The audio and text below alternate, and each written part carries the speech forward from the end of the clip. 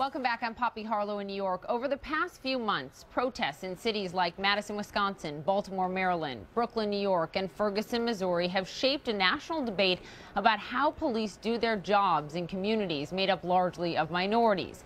It has also reignited the debate over the criminal justice system in this country. Recently, Hillary Clinton said this on the campaign trail. It's an ethic that should extend throughout our criminal justice system, to prosecutors and parole officers, to judges and lawmakers. We all share a responsibility to help restitch the fabric of our neighborhoods and communities. It's time to end the era of mass incarceration.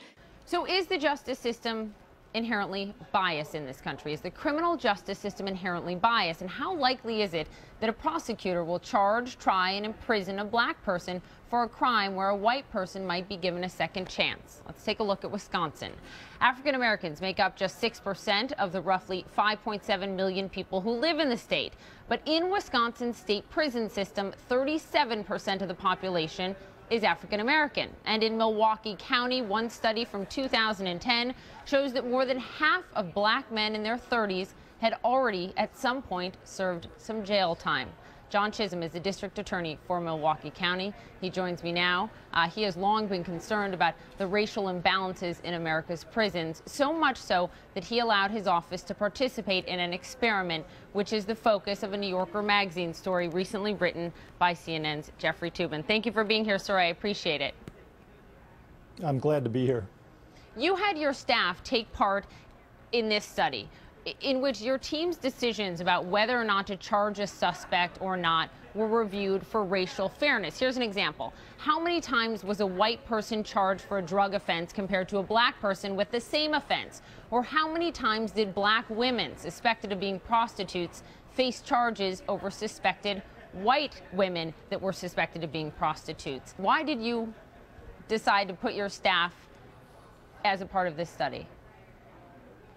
Well, our fundamental obligation as criminal justice professionals is to serve our community and do so in a way that's fair and that addresses the concerns in the community in an effective way that really makes a difference and minimizes the harmful effects and often unintended of contact with the justice system. So what did you find? I mean, what were some of the most startling things that you found?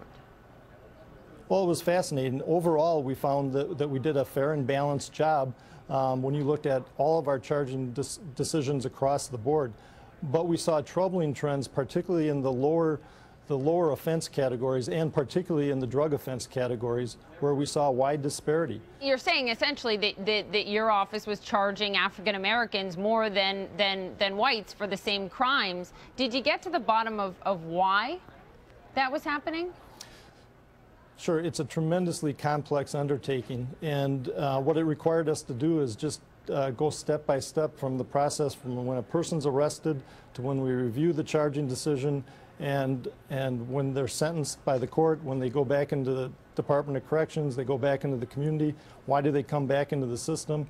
So we examined all of those issues, and we found certain things that we decided immediately we could change that process and develop other alternatives besides charging in some cases, or developing other alternatives that actually got to the heart of why the person was coming into the system in the first place. So I want you to respond to one of your harshest critics, Milwaukee Sheriff David Clark. He's a frequent guest on this program, and he told the New Yorker, quote, "My soft-on-crime opponents emerge from Candyland to propose second chances, third chances, and fourth chances, in the process endangering our homes, our neighborhoods, and our schools." What's your reaction to him?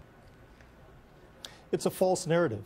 It is a completely false narrative, and that is that we have an obligation to address the serious issues that occur in our community, and we always address violent crime as our #1 priority. The issues that we're looking at is the lower level offenders that come into our system again and again and again.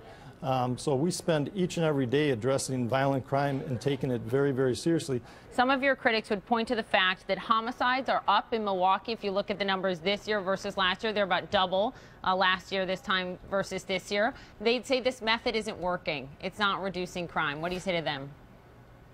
Well, then I asked them to look at the actual data, because once we started this process, we actually achieved the lowest homicide rate and the lowest violent crime rate in over 20 years. And there's no question that some of those numbers have been creeping up, but it is a separate issue. What the research tells us, and we have to really commit ourselves to objectively looking at what works and what doesn't work.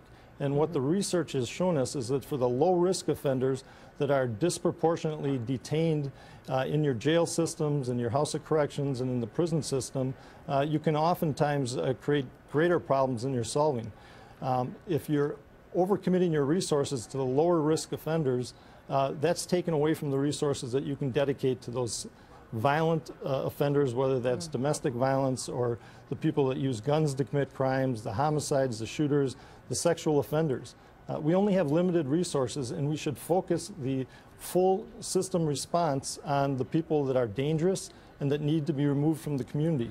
We have to come up with alternatives for those lower risk offenders that solve their problems in the community and with the community.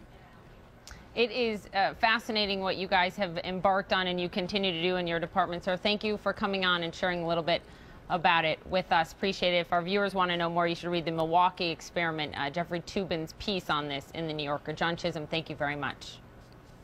Glad to be